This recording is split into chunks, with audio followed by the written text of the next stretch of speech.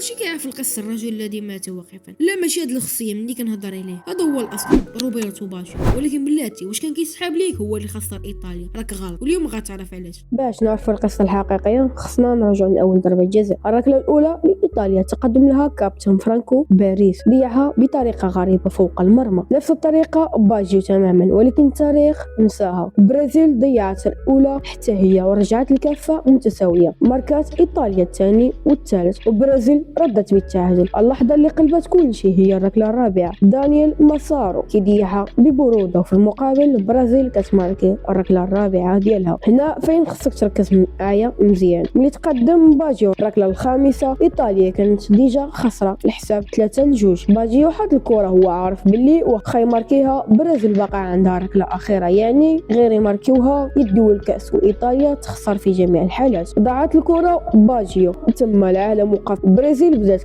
كتحتفل. باجيو بقى واقف حيت كان هذا ثقل ديال الشعب كامل وثقل ديال اغلاط صحابو اللي ضيعوا قبل منه. الغريب اللي وقع من بعد الجمهور نسى باللي فرانكو ضيع، ونسى باللي دانيال ماسارو ضيع، ونسى باللي باجيو هو اللي وصلهم من تما باش كتبوا على جدران فاتيكان. فليغفر الرب للجميع الا اللي باجي. اذا كان كيعجبك بحال هذا المحتوى ما تنساش متابعه الصفحه لكي يصلك كل جديد.